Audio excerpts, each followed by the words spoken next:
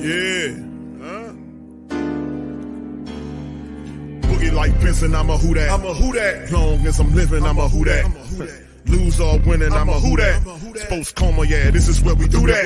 Where we do that, where we do that, where we do that, where we do that, where we do that, huh? Boogie like Benson, I'm a who that. I'm a who that. Sports Coma, this is where we do that. Where we do that. Welcome, welcome, welcome. Somebody please better help. Running this thing like Elf. I thank God every day I'm not a felt. Go to YouTube Live with Big Q and the guys. If you ain't ride or die, the bandwagon get flipped. Been marching in, that was way for the ring. I was yelling out your shame for the championship. Bucking on Tampa, duck down. Falcons, pluck, get shut down. Panthers ain't much touchdown. The vision really belong to us now. So much hate on the Saints, you could probably tell. Ever since Bounty Gate hit the NFL, when things seem fishy and you probably smell the crooked referees on Roger Goodell. Yeah, probably like this and I'm a who that. Every day I'm living, I'm a who that. Lose or winning, I'm a who that. It's the Sports Coma, this is where we do that. Where we do that, where we do that, where we do that, where we do that, where we do that. Boogie like Benson, I'm a who that. It's the Sports Coma, this is where we do that. You're listening to the Sports Coma with Big Q and the guys on the PRO Media Network.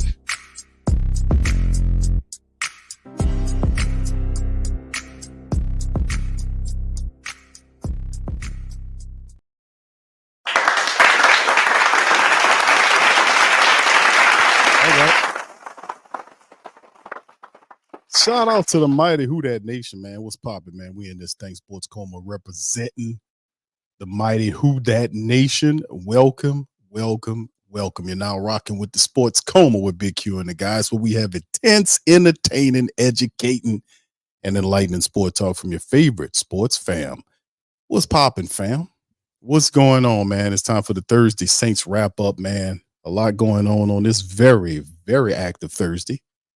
And what can I tell you? We open the broadcast up with the tweeting comments. One of the most really popping and interesting comments that Mike Thomas has been tweeting, among the many other comments, is out there, is the one that stuck to my mind is Jeff Duncan is a hoe.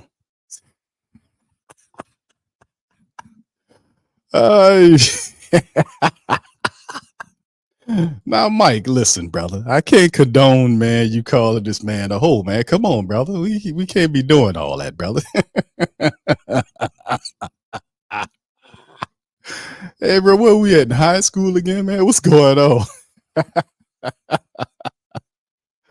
Oh, man. No, Tuck, I didn't hear that. He biting off of me. Oh, man, he probably said it really slower, though.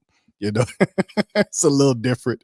I guarantee he said it a lot slower than I usually do. But listen, fam, man, this is ridiculous, man. And for when you get to the point where you're a football player and you calling the reporters hoes, and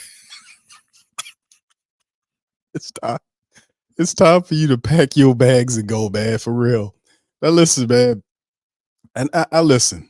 I don't think you should be giving them that much shine, Mike. I'm gonna just be honest with you. The man just put up something saying that the Saints are expected to release Michael Thomas soon. But see, Mike, one of them dudes, he's lurking in the comment section, and so if you got something up there, you talking about it. But like Mike's one of those dudes. He pays attention to what people are talking about, especially reporters, because a lot of reporters have the responsibility and some power to paint a certain view of you. So if you don't like what they're saying, you don't have to call them any names. Just go in and talk to them. Many of them will listen to you. They will talk to you. A lot of them will. And like I've been saying about a lot of the reporters that cover the Saints recently, we have a really good batch of them. And this is the first time in a long while that we've had as straight-laced and good, solid Saints reporters, insiders, all of that than we've had in a very long time. So I got to give them, I'm always giving them credit. Well, credit's due, but we're going to talk about this tonight. Okay, fam, we're going to talk about this tonight. So y'all please feel free to hit the like button, hit the subscribe button. By all means, feel free to share the show on your social media feed. Tuck says, no, check it out, Q. It was before he got sleepy. Oh, okay. So I can't be having you biting off me, President Biden. We can't do that, brother. Come on now. With the biting and all that. You know what I'm saying? But anyway, shout out to the fam, man. Appreciate each and every last one of y'all. OG to the third degree. What's up, Josh? How you doing, brother? Both Joshes are in the building. Shout out to both of you guys. Mr. Hoodad, brother Terry's in this thing. Claude's in this thing. What's up, Tuck? Shout out to you. Appreciate you as well. All right. Appreciate you. Brother Slim is in this thing. Original Soul says, I haven't felt this much apathy about the team in a long time. It's very interesting. What's up, Bronze? Shout out to you, fam. Appreciate y'all for chiming in the late stream. Listen, there's a history between Mike Thomas, obviously, and Jeff Duncan. This is something that's been going on for some time. So, guys, I did a little work just to kind of get into this. Let's touch on this, man. Let's kind of get into the article, which was basically what Mike just went off on them. I don't want to cover everything because y'all guys have heard it ad nausea today, but pretty much this is some of the stuff Niles wrote on it for the whothatdaily.com. And he mentioned it. Mike Thomas made headlines scathing response to rumors of impending release as reported by NOLA's.com's Jeff Duncan. Saints locker room drama unfolds amidst key contractual negotiations and new player acquisitions, painting a complex picture of the team's offseason strategy. Now, this is some of the tweets that are sourced in the article that Mike Thomas talked about. Jeff Duncan, funny how they're planning on releasing me if I was on a 1-year deal. He puts a bunch of laughing emojis. Don't fall for it. He the same dude that tried to be my friend in season after saying I wasn't the same player in training camp. Hashtag next topic. Okay. But he didn't go on to the next topic. He stayed right where the hell he was at. He tweeted this one. Why would you do this, man? Jeff Duncan sitting up there with his thing. Look at this. And he got an emoji of a clown. Y'all think he know ball? Yeah, right. Y'all are really clicking links to what he writes. Hashtag good luck. A little petty. A lot petty. And then this one here, this is the one that dropped on top of his head. Jeff Duncan is a hoe. And Jeff Duncan says, what? Jeff Duncan is a hoe, trying to stay relevant. So let's speak on it. The Saints leak information to him to try to ruin players' value. But see, I'm not broke, so I can speak on it. He is broke, so he needs the clicks. Go look at all his articles that never end up being true. And he's, and listen, man, Jeff Duncan been doing this for a very long time. And I don't often agree about everything Jeff Duncan does. It's times where he'll flip and try to straddle the fence. And, he does stuff. And I've been reading and knowing about Jeff Duncan for a long time. I have no personal problem with Jeff Duncan. I think in terms of a Saints reporter, he's solid. He's a solid Saints reporter. You can't take that away from him. But, not too many people that I've heard dealing with the New Orleans Saints, and I've been just doing, talking about the Saints being an overall black and gold man for well over 30 years and doing the stream for some time. I don't see an issue with him and other people. It's just something with him and Mike. Mike just don't like him. So, and it stems back. If you go back 3 years, fam, I'm going to play something for you guys. We go back 3 years. This right here that I got shown for you guys. This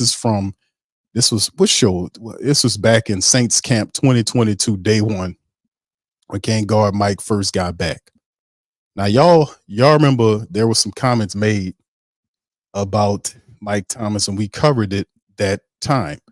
So exactly, Arvin. You can't take that. He been spot on though about Mike has, but you don't really hear too many other people, saying Jeff Duncan writes junk. I think Duncan and Mike Thomas just doesn't have a good chemistry. All right. So anyway, y'all put one in the chat if y'all can hear this. This is going back into the show archives, man. I had to dig on it and cover it. But remember this little giblet? Y'all put one in the chat if y'all can hear this one. Chill with the guys. Stay honest with each other, compete at a high level so we can build a great team and so we can come out here and have fun on Sundays. What do you like about Jameis's game? Jameis, he's a competitor. He's like the ultimate competitor. He always shows up ready to work. It's like you're not going to outwork him. You're not going to deny him. And he's always has that energy. He brings that energy and passion, and you just feed off that. and I'm excited to play with him, and I'm excited to help him move the chains. Mike, can you explain, like, this is the first time we talked to you in like 2 years. I mean, Yeah, you be always saying stuff. What happened? You always be writing BS. Go ahead. Yeah, I mean, what happened that caused this to be a 2-year? You got to ask the trainers and doctors about that. Do you have any regrets? You don't like your donkey? Nah, no regrets. Watch me play now. How excited are you to have You don't like your Chris donkey? Olave? I'm very excited. It's a blessing to have a guy like Chris Olave. All right, so remember that y'all put in one of y'all chat. Y'all remember that. That's right, OG. Shout out to OG Jerry. Says this is a throwback. This is a throwback. This is going back a couple of years, fam, to day one of training camp in 2022 when King Guard Mike came back. I played that interview for the family members to remember. Y'all heard what Mike was saying. Yeah, you don't want to be writing that junk. Yeah, he he flipped on them then. So, I mean, this is one of the things that we kind of go into some of the history between these two. And it's not a very favorable history. But in the end, I think Mike Thomas is I think it's enough. It's time for him to go. Also, let me play this too. And this kind of plays in it too. This is Jeb Duncan going on Rich Eisen's show to talk about Mike Thomas's response to his column. This was several years back. Listen to this. Taking them all together, he wrote, first up, you ain't a snake, but they will make you. That's first up. And then it appears to be just a few moments later, the next tweet saying, think what you want. I ain't trying to clear no rumors up. That was next up for him on that Twitter jaunt.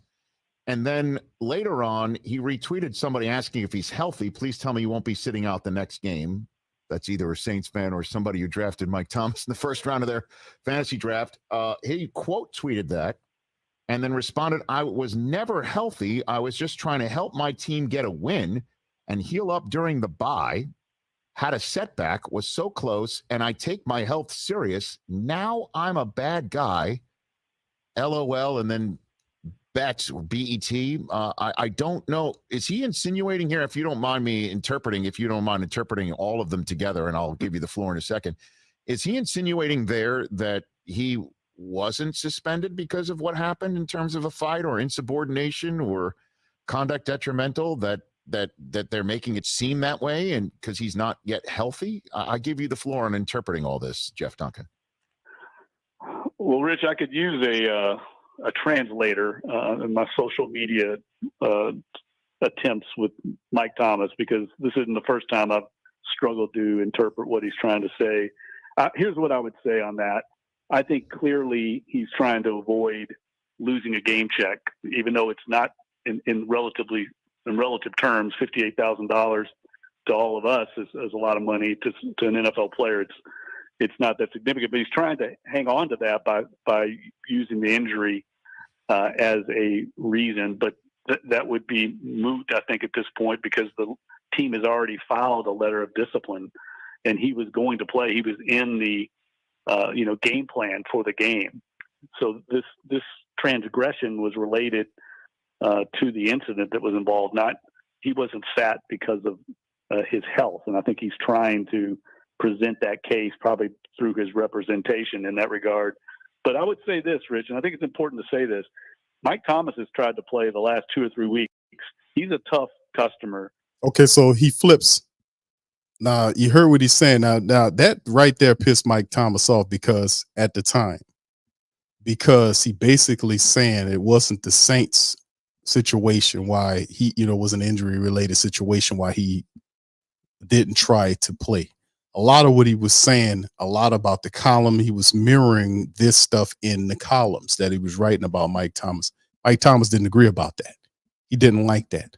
No player that's tough, that goes through injury upon injury, doesn't ever want to be labeled as a player who is healthy enough to play but chooses not to play for other reasons outside of health. They don't like that, because most professionals, they'll play when hurt, and Mike Thomas did play when he was hurt, and it exacerbated the situation. We remember all of that. But then he flips in the commentary after saying what he just, as you just heard. Then he says, this is a tough customer. The guy does this. He plays. You see what I'm saying? He gave two different vantage points, but usually it's the first thing you hear that sticks with you. Mike Thomas didn't like that. Let's finish up.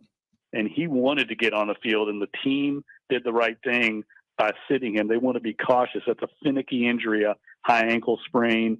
They had Mike Thomas talk to Dr. Anderson, the leading ankle doctor in the country, to explain to him why it's important for him to be, cautious with this injury. It could sideline him for the rest of the year, but he was trying to come back sooner. That's the competitive desire and the competitiveness of Mike Thomas, and it's one of the reasons he's such a great player. Hey. All right. So as you can see right there, he kind of flips. But what I'm doing right now is basically just giving a little backdrop of, because some people probably forgot some of this stuff. So it's usually I try my best to add more depth to what's going on between Mike, because I've seen a lot of articles where they're writing the stuff like it's Mike Thomas going off on the guy for whatever reason. They're not citing the relationship or lack thereof between the two, right? So you see Mike Thomas as a guy, or he's just a bully, or he's bullying the guys. So I've seen hit pieces on Michael Thomas where they were criticizing him and saying this type of thing. And he wasn't just beating up on Jeff Duncan. There was a lot of stuff between them, articles written that Michael Thomas didn't agree about it. He called a lot of the stuff that he wrote about him BS. You the one that be writing that BS. That was his words. So this is just like probably one of the final chapters in terms of Michael Thomas as a Saint player with Jeff Duncan as a Saints reporter, unless he chooses to write articles about him as he goes to another team. But this is basically the end result. But this is some of the history, and we've covered a lot of this on the show over the years. The relationship between, or lack thereof, between Thomas and Jeff Duncan. He doesn't like him. That's just what it is. He doesn't like him. And the reason he doesn't like him is because he doesn't like the type of articles that are the information he's putting in these articles about him. He doesn't like it. So, that's why he calls Jeff Duncan names. And I think it should be handled better than that, because you don't have to call the man a HOE or, a garden tool. He doesn't have to call him a garden tool. Come on, Mike. You doesn't have to call him that, brother. And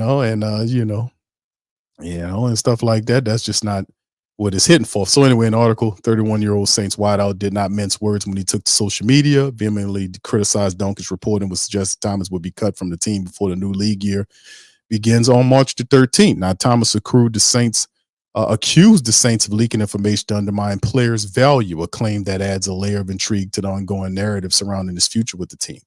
This public outburst has not only spotlighted the strained relationship between Thomas and the Saints management, but also raised questions about the credibility of sports journalism. So what he was saying was irresponsible, because this is what Mike Thomas was saying about Jeff Duncan, that his reporting is irresponsible about him.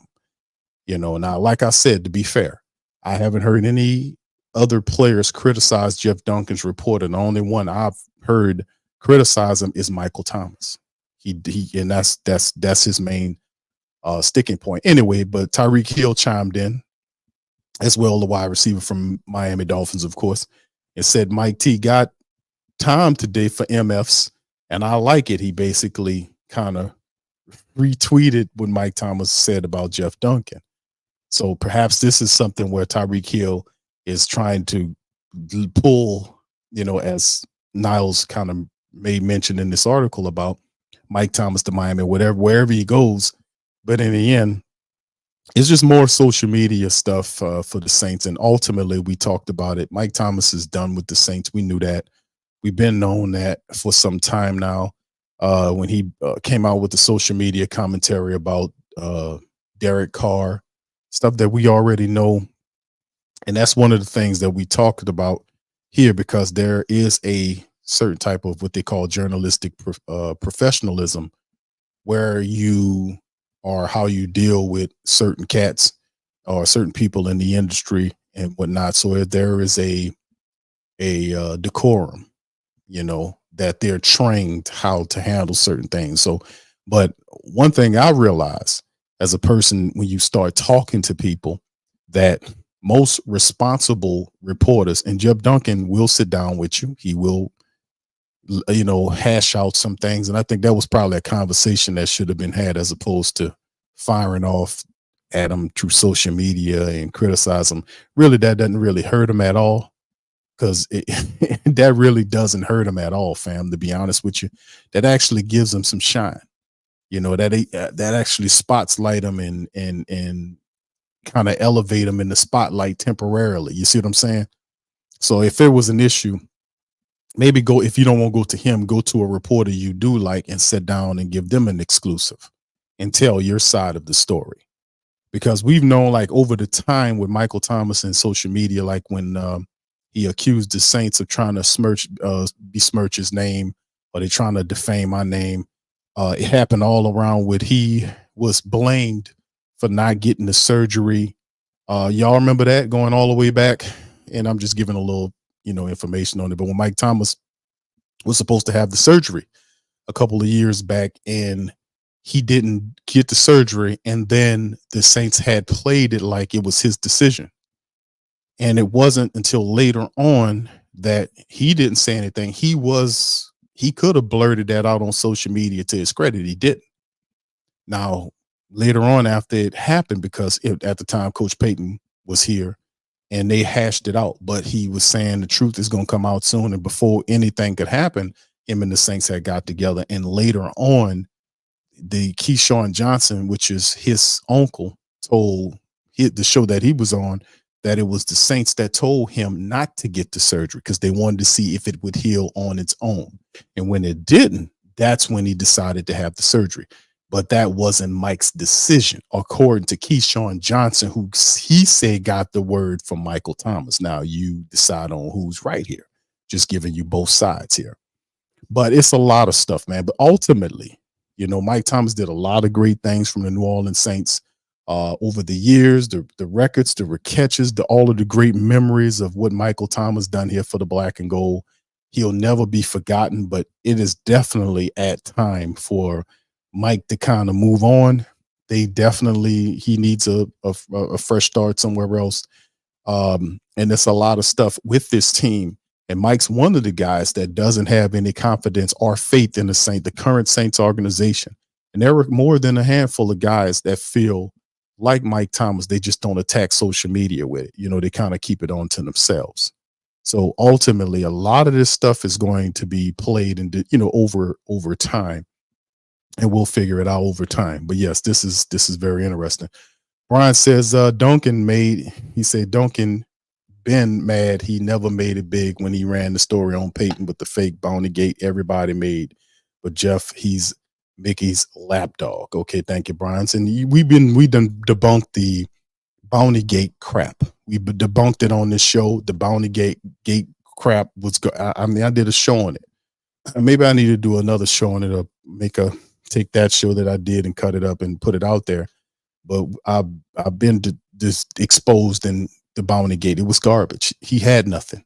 It was Goodell's attempt to destroy the team, and he did it for a couple of years. Independent investigations came back out and reversed the rulings, and they apologized to the Saints, but they did not give any draft capital back. They didn't give them any money back.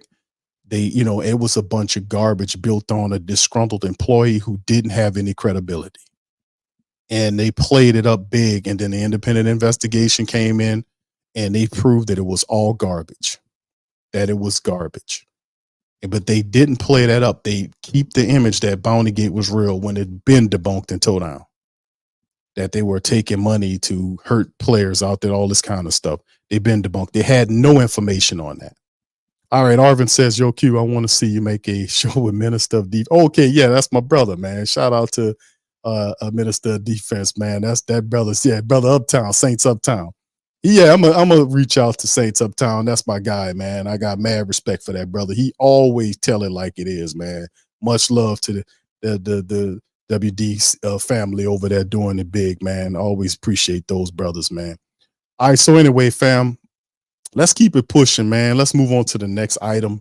right here we talk about is the fact that Saints reportedly signed safety Tyrann Mathieu to a 2-year deal. How about that? As reported by Yahoo, and they were basically talking about Mr. Underhill's reports, and Josina Anderson talked about it as well, that the contract is worth $13 million. The safety was headed into the final year of his deal with the Saints and would have accounted for one of the biggest salary cap hits on the team, approximately $12 million. Cutting Tyrann Mathieu would have saved the Saints effectively nothing, but restructuring or extending his deal offered the Saints salary cap strap team more spending flexibility ahead of the new league year beginning next week. And you can see this is Tyrann's 2023-24 season statistics. You can see, well, he had a very solid season this past year for the black and gold. He kind of got right in there where he belongs and showed up really big. So shout out to Tyrann Mathieu, because he said he basically wanted to retire a black and gold. So he living a life, grew up in the city, played at LSU, went out and got drafted. He got some championship rings, come back here, hopefully trying to get one with the black and gold, but great life, man. 31-year-old coming off of when he finished with 75 tackles, 9 pass deflections, 4 interceptions, and a touchdown for his hometown team. The 3-time Pro Bowler, All-Pro, joined the Saints in 2022 after spending 3 seasons with KC, won a Super Bowl there. In 2 seasons with the Saints, he started 34 games, has 166 tackles, 7 pass defensed, and 7 interceptions. The Saints finished second in the NFC South at 9-8, missed the playoffs due to its tiebreaker with the Tampa Bay Buccaneers. They missed the playoffs. Listen, yeah, they could have beat the Tampa Bay Buccaneers. They didn't. I think the more polarizing game for us that the Saints lost was the Green Bay game, because they were up by 17 with 11 minutes left in the game and allowed the Packers to rally back and win 18-17. I think that's probably the most polarizing game of why the Saints kind of didn't get it. So anyway, shout out to brother Tyrann Mathieu. Just goes to show you that hard work pays off. Anyway, let's jump here. Over the cap right now, currently, family, the rankings for the Saints, and I got both of my cap source sites. Over the cap has the Saints currently at 17.2 mil over the cap in the red. So the Saints slowly working it down. They're at 17.2 according to over the cap. And Spore Track, who's the other site I use, has the Saints roughly at, are they saying in terms of the cap space, all is 18.6, but really the 51 contracts at 15.4. So between 15.4 and 17.2 is where they basically believe the Saints to be currently in terms of its cap situation. Still a lot of time left. A lot of time left for the black and gold to get this down as fast as they can. All right. So anyway, let's keep it moving, family, going to the next item of news, and then we'll kind of flash back to the chat for any questions. So if y'all got any questions, please feel free to throw them in the chat or even comments. All right. So anyway, going back to the article by Niles and the source Bob's tweet, shout out to brother Bob. Further bolstering the lineup, the Saints welcomed fullback Xander Horvath. For those family members that wasn't too polarized with Michael Thomas' comments about reporter Jeff Duncan and, of course, the Tyrann Mathieu extension, we did sign a player today.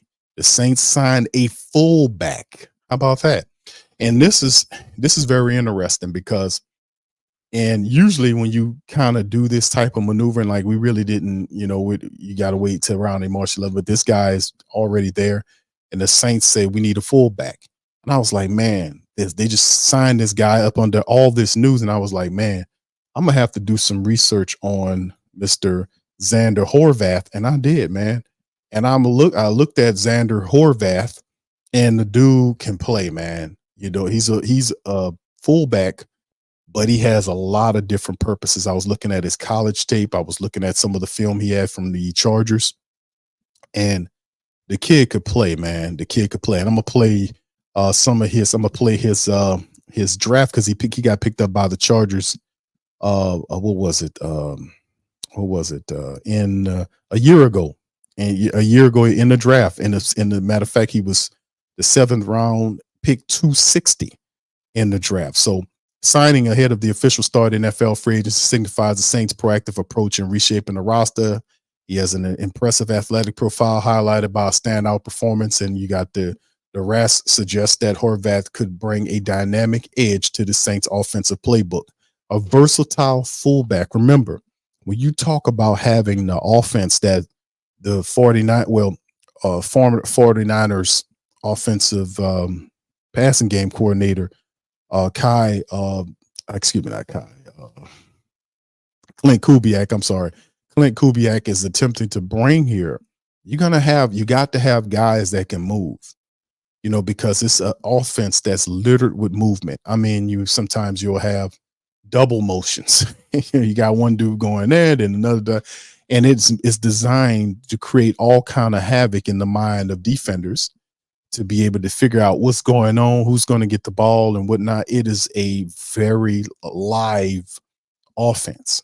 And for them to have that type of offense here, it'll be fun to watch that. So anyway, we'll see what kind of, Xander Horvath brings. But let me tune up his draft film, fam, for Horvath. Y'all put one in the chat if y'all can hear this. Here, this is his draft when he got picked up in the 7th round, 260 for the Chargers. This is his draft stuff.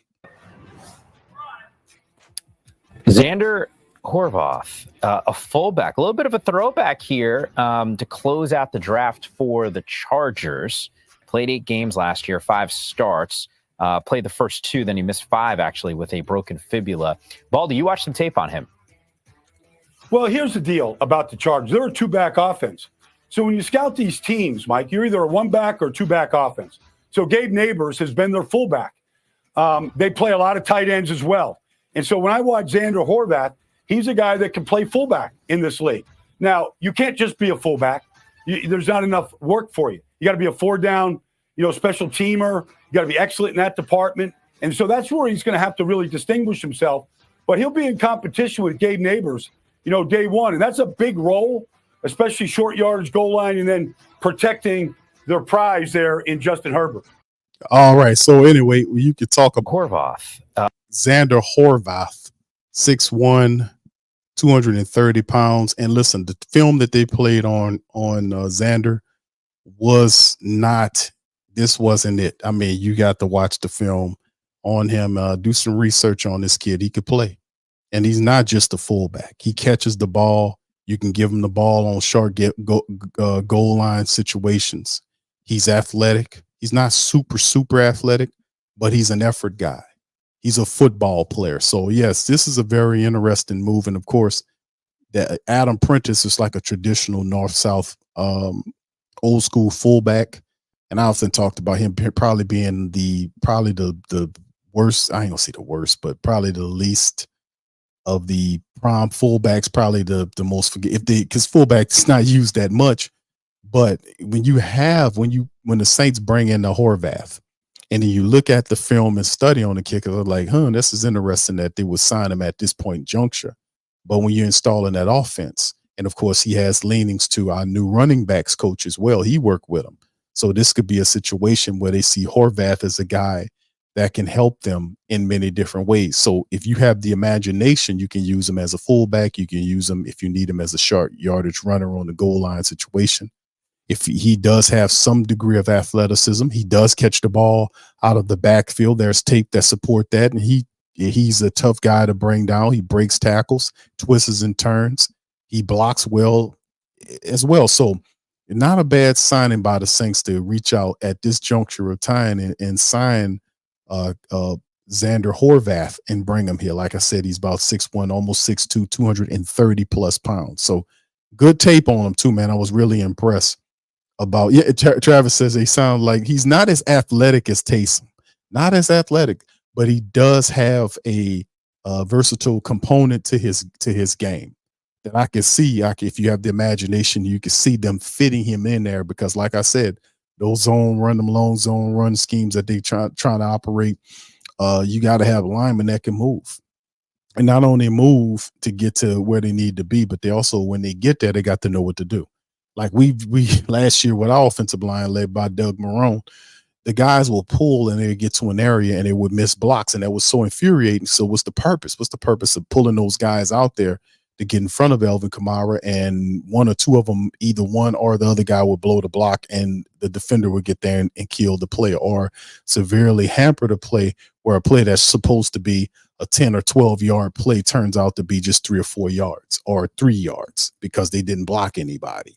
So this is a big part of the game when you bring all these people in here to try to terraform the offense from what it was into this whole new scheme that helps Carr. Because the biggest part of helping Derek Carr, outside of them keeping it real and working on his deficiencies in terms of him scanning the field and not staring people down, helping him work on his clock in his head, is they got to give him a running game. They got to give him a running game, which means they got to give him an offensive line.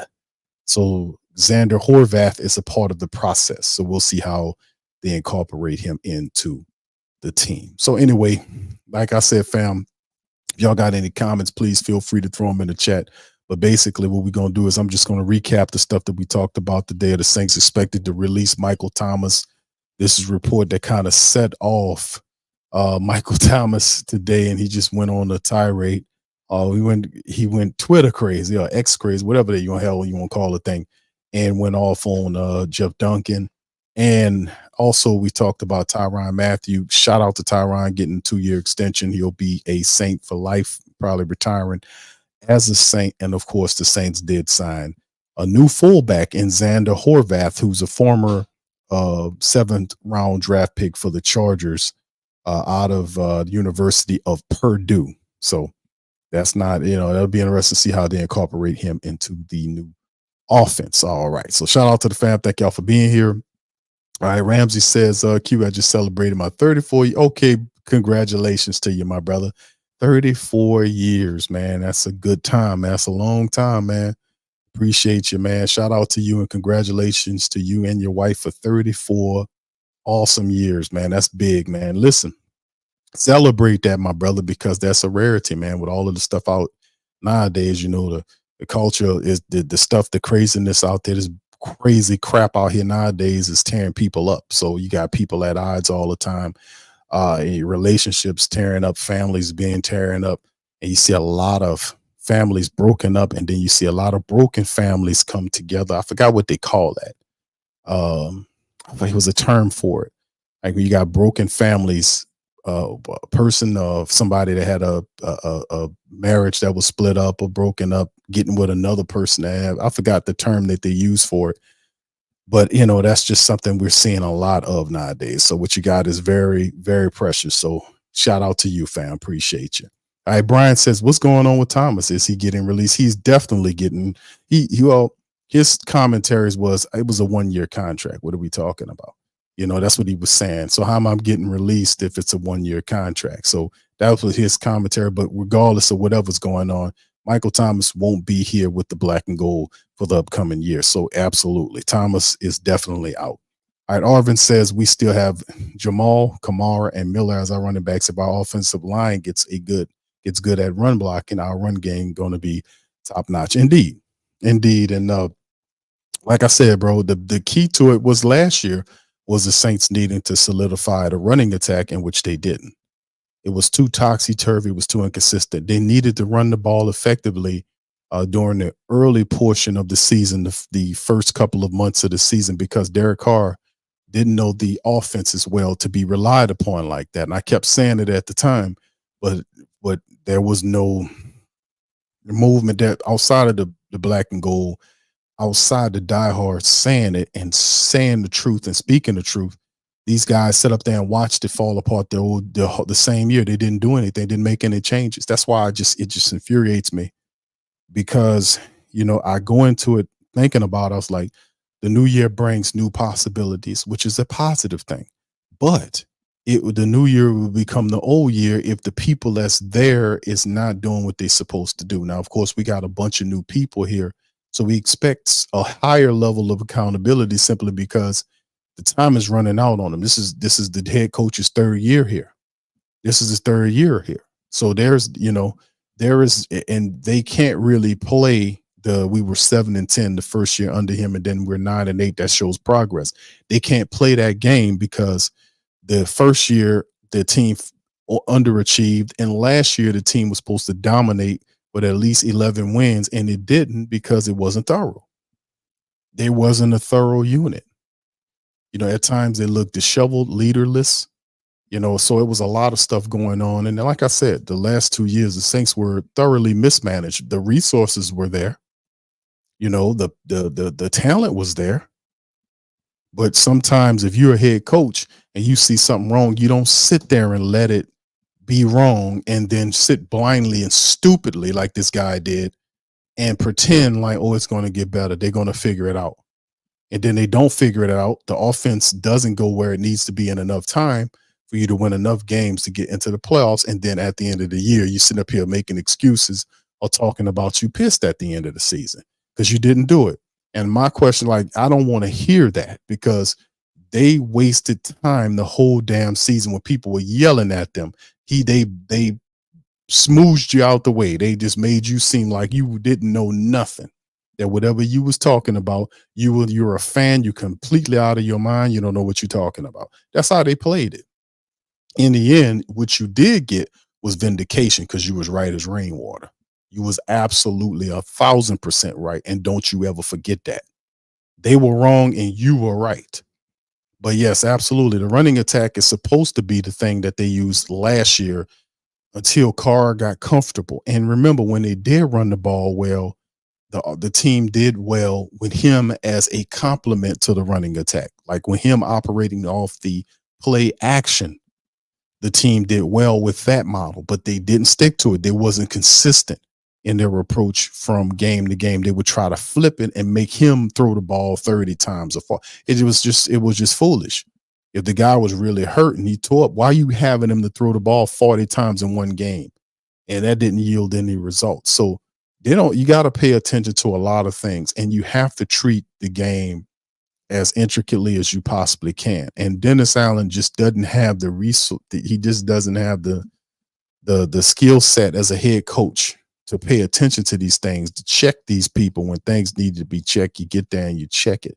That's what a head coach is supposed to do. But if the head coach head ain't on the team probably gonna lose. So I just think about that sometimes. Hemisphere says, I hate it for MT. I hope he does well with his new team. Sometimes it's happened, bro. Sometimes these guys don't end up being where they're supposed to be. They got to go. They got to get on up out of here. And Michael Thomas is one of them dudes. He just got to go. He's tweeting his ass off, and it's time for him to go. Travis says, A.T. Perry has a big opportunity with Thomas gone. Yes, indeed. Michael, this is already, we know this about Mike for some time, man. We know Mike was heading on out. We know Jameis is heading on out. Jameis was a guy that everybody loves, but ultimately what ended up happening with him was that he was a guy that ultimately it just didn't he didn't get a fair shake here. Like when he got hurt, he had to fight through those injuries that second year. And when he came back from injuries later on in the year, he wasn't allowed to come back onto the team and take his job back. They let Andy Dalton hold the job all the way to the end of the season. The team needed a jolt in the offense, and he let that team run in the ground with Andy Dalton. He refused to put Jameis Winston in there because him and Jameis fell out on the thing. And I would not want to work for somebody or be in connection with somebody that I can't trust, man. I mean, and this is what it is. These are people, and the team is kept together based on trust. That's what it's about. You could pay people, but really the top dynamic in it is the trust. You got to trust the head coach to work with him. What is this guy giving you? What is his, you see what I'm saying? It's like if I'm showing you there's two monstrous examples of just backstabby, weaselly crap that I just totally disrespect is the him throwing the team under the bus at the end of the year, and people saying that's not a reason for Jameis to not be. Listen, man, y'all crazy if you believe that. You don't. If a coach throw his team under the bus once, he'll do it again. He'll do it again, and that's what I'm talking about. When you supposed to know that's wrong, you don't do that kind of dumb shit, man. That destroys teams, and your best players like, man, I can't mess around with this dude. This dude fake. And once you have that, there's fractures all in the team. And if you foolishly start moving players off the team because they're reacting in the correct manner to incorrect off-code behavior, and you operate in favor of the off-code behavior, you destroy the team. That guy who's running the team ultimately going to get fired, and then whoever comes in there will have less talent because you foolishly backed an off-code bastard that you should have checked from the door. So like I was saying, I'm a code guy, I preach code because you don't have a chance without it. And that's how it operates in the NFL world. They got to trust you to play for you. And if you're doing stuff like backstabbing and lying to them and telling them they're going to play and then they don't play, and you do stuff like that, there are going to be issues. Like, there's no fractures like, oh, there's nothing wrong. That's what they said. There's nothing wrong. Oh, that's just, we're just overblowing it. That a whole offensive unit on the last play just disobeys you and do something for a teammate when you could have just let them have it. It's the stinking Falcons, for God's sake. Let them run the damn score up. They would have did it to you. They had people talking about, oh, you don't do that out of the, man, that's not is it illegal for them to run it out of the goal line? Well, that's a handshake agreement. What the hell with the handshake agreement? If it's not in the rule book that it's a violation that you can't run a play out of the goal line, then get your ass ready for somebody that might sneak you right there. If it's not illegal, somebody gonna end up pulling it. So that's what I'm saying, man. At the end of the day, off-code behavior you can't rock with that, especially guys that talk about being real and keeping it a certain way. They're not going to tolerate that kind of behavior. Let's keep it real here, man. Let's talk some real shit, why don't we, man? Come on. Arvin says we need to find some way to move on from Carr after next year. I want a Super Bowl win, and Carr can't win us the big game. There's a slim possibility he can, but once again, it comes down to, can the offensive coordinator who will have total dominance over the offense get Derek Carr out of three things, actually really two things that can change his game. He's been in the game going on for 11 years now. Can Clint Kubiak, who preaches accountability, will he, one, not handle Carr with kid gloves? Which there shouldn't be the case because he's an 11-year veteran. He doesn't need to be coddled because it destroys him. Two, get him to see the entire field as opposed to stare down one side of the field. And three, develop a quarterback clock in his head where he wouldn't just stand back there all day looking for people to throw the ball to. That's all wrong. So I don't know how he made it in the league doing that for all them years. I really don't know how he did it for so long. I'm just going to keep it real with you. I don't know. But there's a slim possibility that Clint Kubiak can come in here and say, listen, bro, I done broke your tape down. You can't do this if we're going to have success. Now, if you stop doing this, I promise you'll get a playoff win and we can go far in the playoffs. Because if you can stop him, and I know those are some 2 or 3 things, but if you can stop him from doing that, you got a chance. Because he got the arm, and of course the accuracy is an issue, but he said he was hurt. So he got to work on that. So that's a whole nother thing. But we're going to see. The tough part about it is getting the running game going, because the dude got the whole, not just him, but the entire offense has been studying Coach Payton's system, have to learn a new offense. So that everybody's going to be at the same level coming into this thing. So that's going to be interesting. Brian says, if Thomas gets released like he's going to, where do you think he's going to go? Probably to Denver. Why not Denver? I'm thinking Denver, or possibly Miami with Tyreek Hill. So, I mean, somebody will find an opportunity. If he's that pissed off with the Saints, he might end up with a rival somewhere. You never know with these guys, man. I can even see him, but Mike Mike is going to want to play for somebody that got a shot. You know what I'm saying? But, it could be a number of teams. Denver, because obviously Coach Payton. You might have Miami there as well. There could be Carolina in the mix looking for a veteran, but they got your boy over there, so it might not be the case. If he gets really pissed off, he might run to Atlanta, which I hope not, whatnot. But there's several, but I think Coach Payton's Denver is at the top of the list, man, in terms of that. So what's next for the wide receiver position in New Orleans? They have to address it either through the draft or free agency. Now, A.T. Perry is a guy that has a lot of potential, but A.T. Perry, I don't believe A.T. Perry is ready for a starting role. I'm just going to keep it real with you. I think Chris Olave and Rashid Shaheed are what they are, but I think the Saints probably going to look to bring in a veteran, to kind of add to it. I know a couple of years ago they was trying to go after Valdez Scantling. Y'all remember that? And he turned him down to go to KC, which was the correct choice because he won a bowl up there, but they recently released him due to Saints didn't reach back to Scantling as an opportunity or find another wide receiver that has some thinking in their scheme and their system.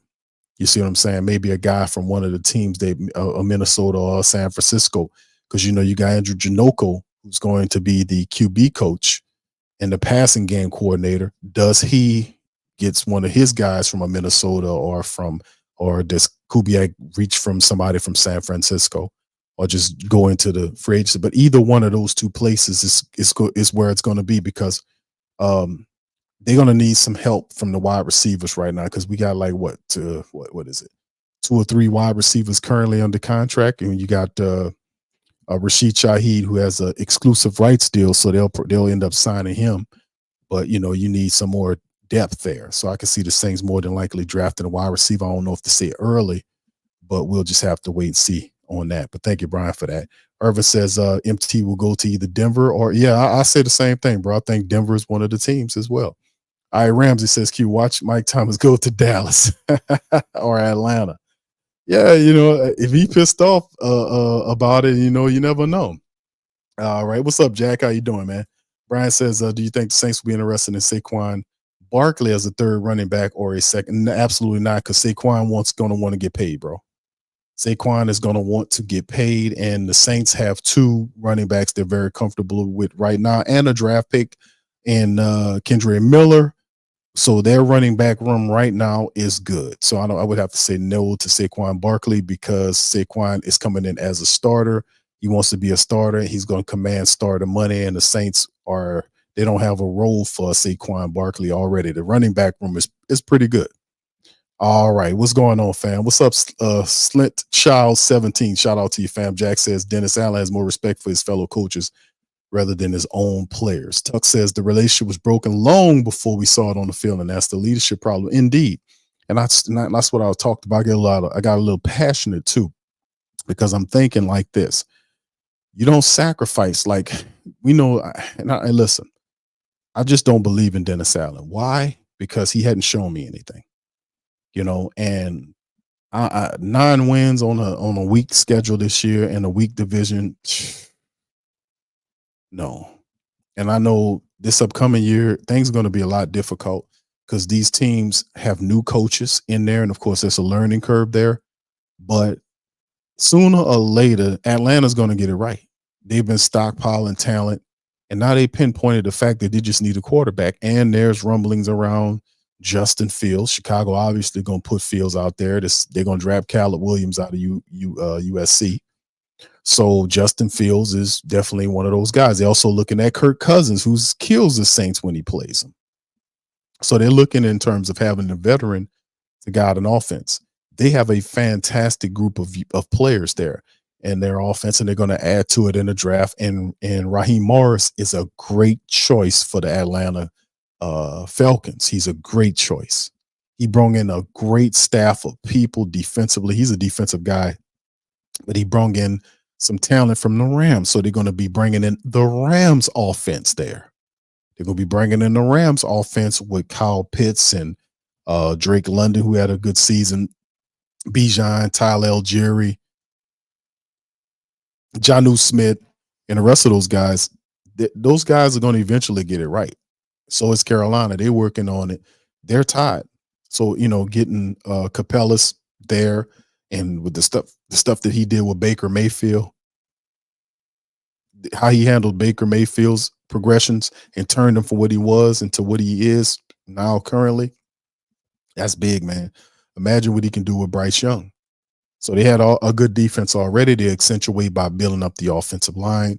Sooner or later, these teams are going to get it right. And the Buccaneers are way ahead of schedule.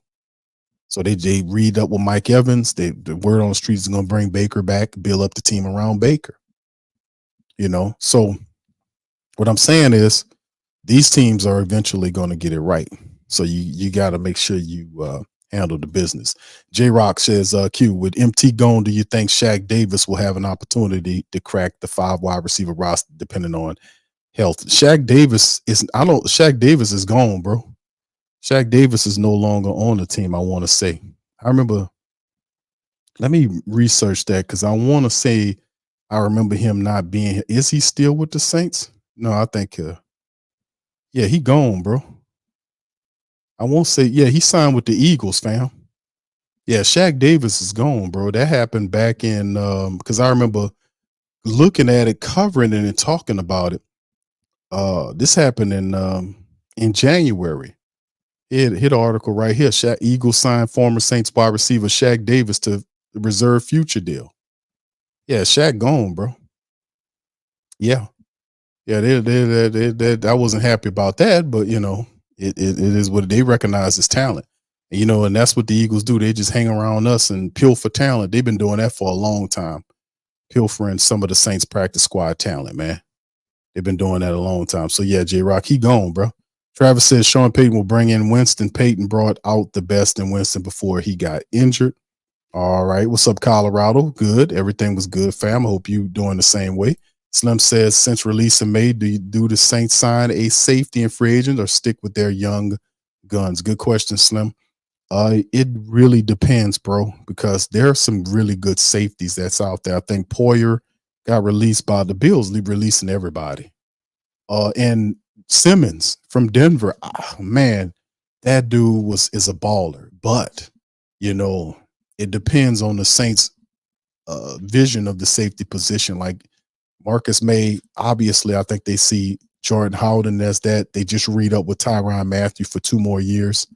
So it kind of fits like the Saints are going to keep doing the 1-year safety thing, like doing a cheap man thing, bringing guys like Lonnie Johnson Jr. or Jonathan Abrams, cheaper veteran safety options, as opposed to, because a guy like Simmons is going to want some cake to play the position, and I think they feel comfortable with Jonathan with Howden as the guy next to Tyrann Mathieu. But I think ultimately the Saints address the safety position in the draft. That probably makes the most sense. Brian says, releasing Thomas, how much money are we saving on Thomas? I don't think it's a lot of money that they signing on Mike, that they releasing and saving with Mike. I don't think it's a lot of money with Mike, because his base salary was 1.2. He had a signing bonus of about 8.9, a roster bonus of 2.2, so his guaranteed salary is 2.2, and he had, let me see, what did he have? Hold on. His cap number was 12.4. According to Sport Track, I don't know if this is accurate or not, but they're saying 7.9, but that's pre. Hold on here. Let me see something, fam. Let me research. 1.2. If they designate him as a post-June 1st cut, Sport Track is saying it's a savings of 1.2 mil for him. And before somebody asks me about Jameis, let me give you the information. Matter of fact, let me share this with you so you can see it with me. So as you can see, here is Mike right here. And they're saying this is a post-June 1st cut, estimated at over 1.2 mil for Thomas. And let me see. You scroll down to, where's Jameis at? Jameis is right here. And they got 1.2 for Jameis too. So about 24, what 1.2 for each one of those guys that you're looking at.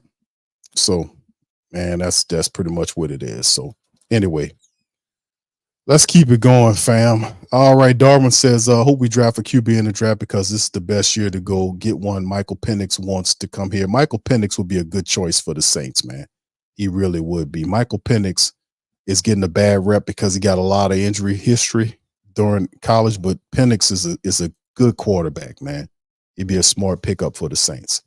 All right, Mark says, will the Saints get a quarterback in the draft? Who will it be? I don't think they get a quarterback high in the draft. Like some of the guys you mentioned, guys like perhaps Jordan Travis from Florida State's a guy that I mentioned before because he'll be a guy that'll be available later on in the draft because of his injury situation.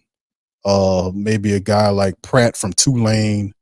Who else was there? Michael Penix could be a guy that you're looking up as well. He could be a guy that you're dealing with that you can see them getting. But I don't know, where do you take a Michael Penix at? Where does Michael Penix go? Where do you get Michael Penix at? In the third or fourth round? Where does he go? I think he probably would go a little higher than that. But Bo Nix is a guy that was tied to the Saints. I don't know where would Bo go in the second round, maybe the third round. That's what I'm thinking. A guy like Michael Penix or Bo Nix will go somewhere in the third or fourth round, depending on who likes these people. I don't know, man. I don't know. We'll have to see. But thanks, Mark, for the question, man. Are the offensive linemen doing anything? Well, right now, man, we got the progress report on our offensive line, right? We don't have a left tackle, right? We know Andrews P, who's playing left tackle, is going to be a free agent. So we have to find that guy. The left guard position is Hurst, who is deteriorating fast. That has to be replaced. You can't go in. You got to find a left tackle. You got to find a left guard. You have McCoy at center. You have Ruiz at right guard. And right tackle, Ramczyk had minor surgery on his knee. They're saying he should be ready for camp. I'm saying still and all, you still should get somebody else as well. I wouldn't trust that because he needs major surgery on that knee, and he keeps prolonging it, getting a minor surgery, cleaning whatever it is out of there, and then getting ready for the season. I think that's a mistake. I think that man need to go and handle his business and take care of himself before he can't walk. And somebody need to tell him that. Oh, people done told him that. He just do what he want to do. So he'll pay for it in the end when he gets old. J-Rock says, here's my top 5 destinations for Michael Thomas. The Broncos, okay. Chiefs, Ravens, Texans, Lions. Okay, that's pretty good. I could see the Broncos. I could see the Chiefs. I really could. The Ravens, that's interesting. The Texans, and I could see the Lions. I would move the Lions up a little closer because obvious ties with, Campbell and all those guys. But that's pretty good, J-Rock. All right, Jack says Tyler Boyd. I'm thinking if the money is right. That's not a bad call. Ava says Carolina really need receivers possible. Landon, if he's pissed at the organization, he's definitely pissed with the organization, so you might have a point right there. All right. Don't count out Mike Williams. Okay, there you go. Yeah. Brian says Thomas and Winston, when their careers are over, they retire as Saints. Michael, I don't know. I don't know if Jameis retires as a Saint. I don't know. I don't know if he retires as a Saint. I don't know. I know Michael Thomas does. Because I don't think Michael Thomas is going to have a bigger career wherever he goes versus where he came from. I think he's a guy that's going to eventually retire as a Saint or come back as a Saint. You know what I'm saying? I do like that. All right. Oh, Jamie, what's up? James says Saints need Odell Beckham Jr. He really good plays. Should have black. I don't know about that, bro. I think Odell is kind of over the hill, my brother. All right. Japanese Hercules says MT is going to either the Chiefs or the Bengals. Robert, what's up? Robert says, Q, honestly, I cannot get your opinion on how we play Michael Thomas and what he says, how honestly can I get your opinion on how we play with Michael Thomas and without Michael Thomas? Well, we've been playing without Michael Thomas for a while, bro. And remember, it was a treat getting him for for 9 games last year before we didn't get him anymore. He was upset because he felt like Carr threw a bad ball that got him hurt. Like the way he threw it, the guy took a shot at him. He didn't like the placement of the ball in an area. And then James Jones came out because they were talking to Carr about it. And James Jones, he was on the show. I forgot who it was. I think it was Kate. I don't remember, but he was on the show with, no, it wasn't Kate. It was some other reporter. And James Jones like, hey, you know what I did? I drop all over the place for the ball. Hey, you ain't dropping. I'm like, man, stop tap dancing, bro. It happens. We played football before. Quarterbacks misplaced the ball. Derek Carr's accuracy was all over the place early on in the year and then in the middle of the year. We talked about him throwing the ball behind the wide receivers. We did film work on Patreon and showed him throwing the ball behind guys, misplacing the ball, throwing it too low, throwing it too high, throwing it where they had to stretch out into traffic, or throwing it in a place where it was leading them into danger. You see what I'm saying? And the thing is, it's a responsibility that the quarterback have to not hang his wide receivers out and not get them tore up. Drew Brees used to talk about that.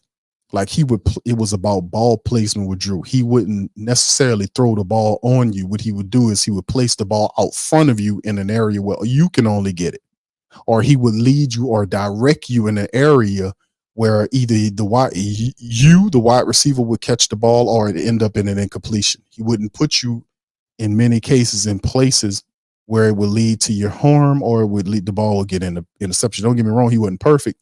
But the majority of the time, he was perfect. He was accurate with where he placed the ball because he understood where they were going and to put the ball just ahead of them, as opposed to putting it behind them or putting it, in a place where they had to leap and leave themselves vulnerable to a safety shot.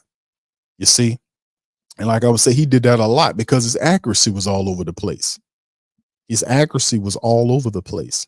And my thing is, I know you're not perfect, but own it. Own it. Don't sit up here and pretend like, well, I do that. I did. That's not the point, man.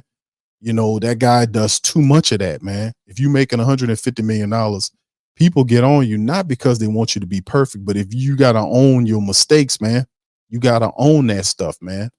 You got to own it as a quarterback.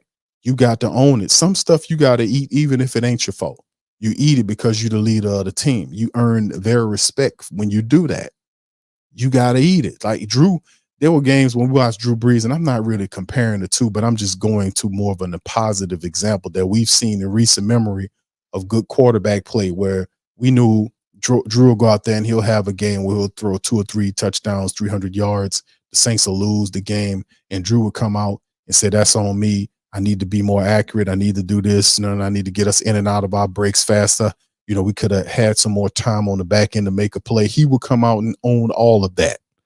And people love that, and they would step up and play for Drew. This guy don't do that. He don't do that all the time. He sits up here and he tries to, deflect blame, and that's not going to earn you any love out here. But anyway, the Michael Thomas question from Brother Rob is like how we play with Mike Thomas and without Michael Thomas. Well, last year the Saints had success playing with Michael Thomas and playing without him. Chris Olave and Rashid Shaheed did a wonderful job. A.T. Perry stepped up. He handled the business as well. So there's several different components last year where you've seen the young wide receiver core come into place, and the Saints just have to find somebody else to come in there and kind of help out, turn this thing. You know what I mean? All right, Ram says Q, is Adams free this year? What if Carr asked him? I don't know if he's free this year, but boy, that's going to cost a lot of money. Even if he asks him, he probably going to have to ask him to take a pay cut, because I think that Adams guy he's going to want big time bread to come here. And that's the thing about him. I don't know what his contract. I know he got a huge contract. That's the whole thing with him. Yeah. Hold on, let me see if I'm gonna see if I could pull his contract up, because he signed a contract with the Raiders in 2023, and what was it? 5-year deal at $140 million. Huge, monstrous deal that he signed back in 2023. Yeah, dude, a 5-year contract. Well, they're saying, let me see if I could look at it here. This is a 5-year, $140 million contract. This year is estimated at 16.8. I know they got to rework it, but the Raiders, man, look at this contract, fam. Look at this contract. We're just gonna do this real time, right? Ramsey asking about it, so let's address it. 5-year, $140 million contract, man. This brother just signed here, right? Right now we're in 2024. Look at that number on the base salary. It's 16.8 mil, right? They got to opt out here after this year too. So there's been a lot of stuff behind this, but 16.8, we know Mickey losers, Mickey Loomis will probably dial it back. But look in 2025 and 26, it's balloons from 16.8 to almost over 35.6 million on both years in 25, 26. It's a monster contract. For that reason alone, I would have to say no. I don't think, unless he asks him, Brother Ramsey, to take a pay cut, that's probably all he could do, right? You know, he has to take a pay cut to be there, man. That's a monstrous deal. Super monster. All right, Rendell, what's up, bro? Say, what's up, Q? This is Rendell. I didn't know Carr was in the league that long.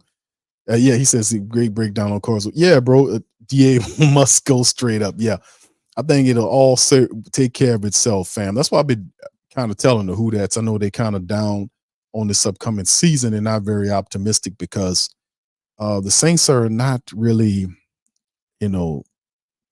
have given the black and gold a lot to be optimistic about over the last 3 years, 3-9 playoff years.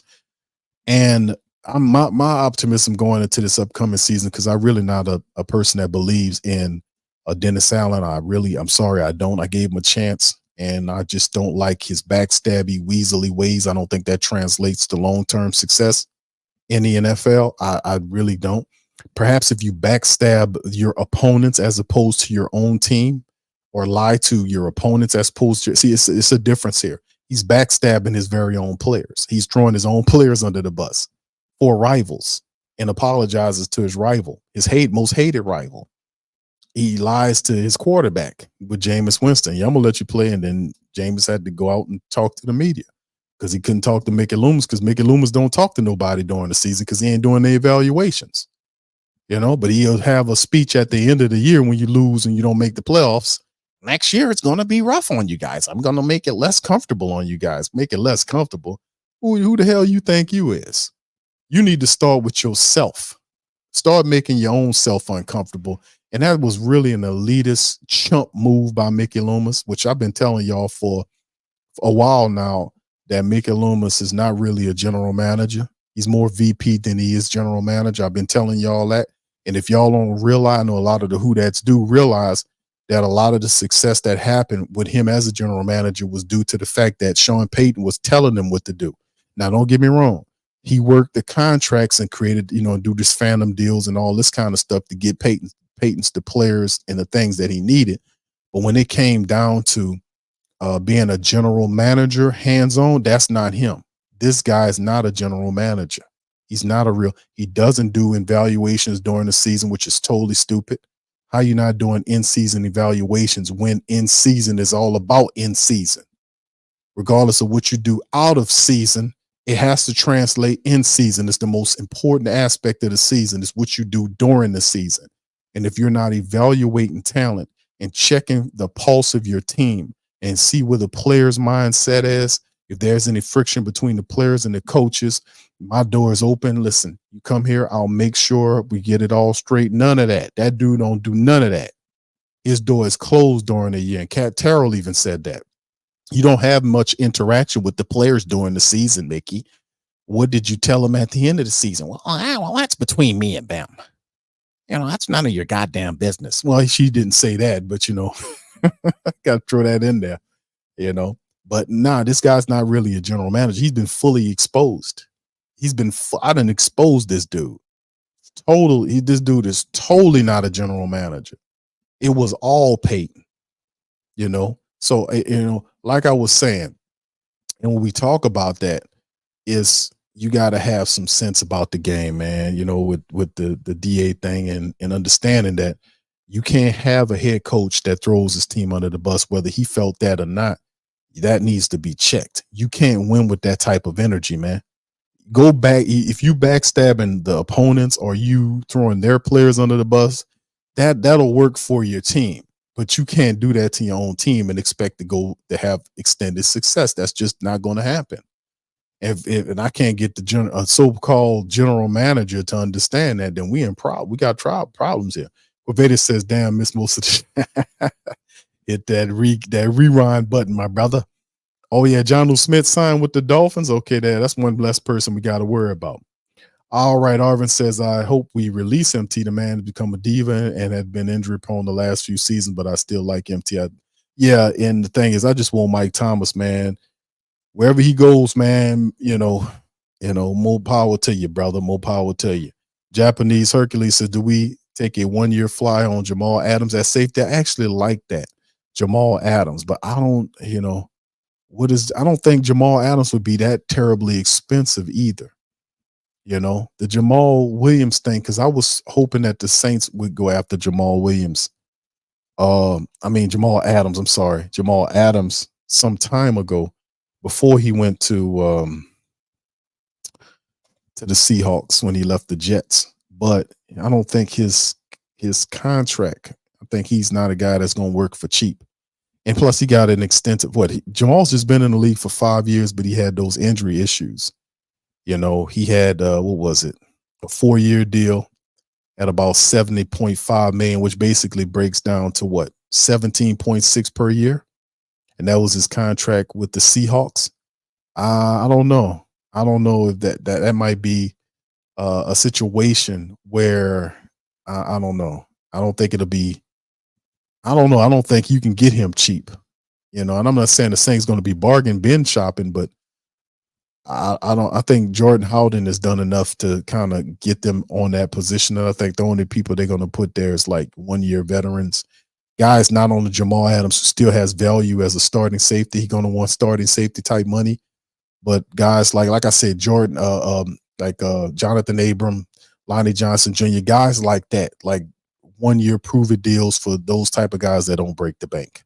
So I can see them kind of reaching back to a Jonathan Abrams and bringing them back to the team. You know what I mean? I don't see expensive safeties in the Saints' future for whatever reason. I could be wrong, but I just don't feel that. What's up, Gundam? Shout out to you. All right, Quavatus says, Brother Ross says that Simmons could be swayed by Marcus Robinson being his former coach in Denver to come to New Orleans. He knows Joe Woods too. Yeah, I ain't mad at that, but it's the money. You know what I'm saying? What does the money look like? And plus the fact that the Saints have to put money toward the most impressive or valuable of the position groups, which is the offensive line. We have to do that. We have to focus on the offensive line first. I think that's one of the biggest things, because if you don't do that, you're not going to have much success. We need a left tackle, a left guard.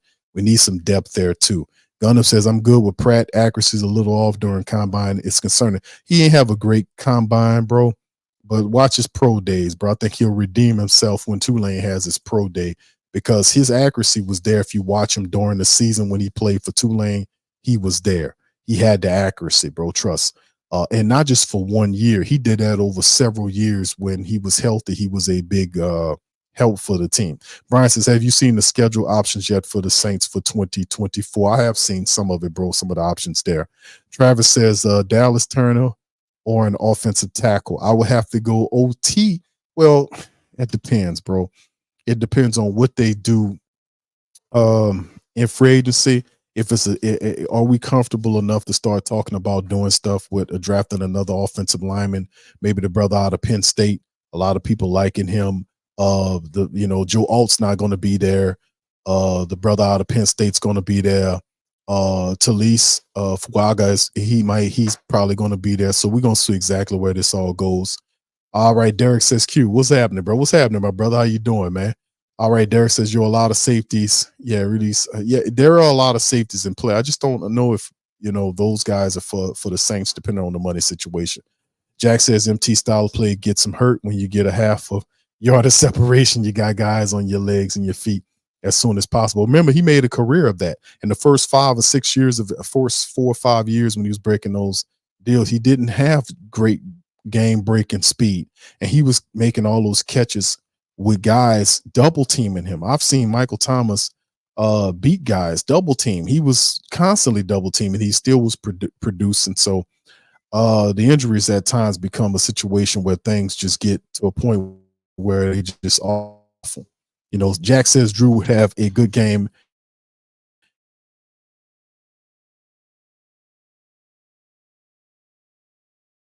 and still, he have a good exactly. Yeah.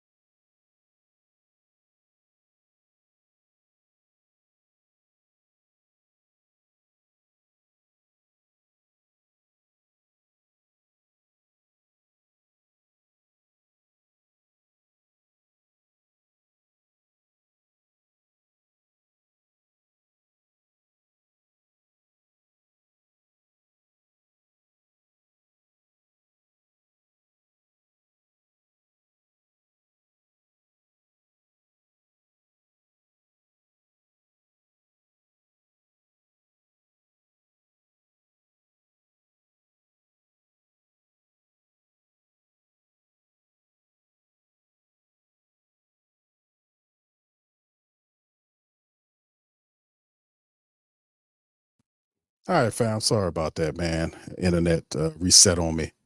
All right, so if y'all can hear me, put one in the chat, fam. If y'all can hear me here, and I'm gonna just go ahead and answer a few more questions and close it out. Y'all let me know if y'all can still hear me in the chat. All right, sorry about that, man. Damn thing reset. Okay, perfectly. Thank y'all, man. All right, so let's just finish up and then we'll get the hell on out, man. Shout out to the fam. All right, Divine, how you doing, sir? Says Carr won 10 games and clinched the playoff spot on 2021. Yeah, he lost that playoff game. Yeah, he does have. Listen, I don't want to make it seem like he don't have no chance. You just need the right coach. Can Clint Kubiak be the guy that finally takes him and takes his game to the next level? Like it shows that John Gruden, who's a no-nonsense coach that preaches accountability, he doesn't play any of that. So especially with his quarterbacks, he used to do the quarterback school. He knows the offense, and he doesn't play around with the quarterbacks. And Carr had his best years under John Gruden because John Gruden wasn't letting him play and do all this excuse laden and all this type of stuff, making excuses and all that. He ain't coddle Carr either, So he pressed on him to get things done right, and he had some success. And I can include Clint Kubiak. I know he's not as brass as a John Gruden. He's more a quiet, confident guy, but he, like he says, believe in making very stressful practices so that the game environment, when you get to the game, it's not as ruckus. They can be able to handle all of the, the stresses that come with game day experiences. So, I mean, that's something to be interested about, so we'll see. Can he do that? Could he get Carr to go to the next level?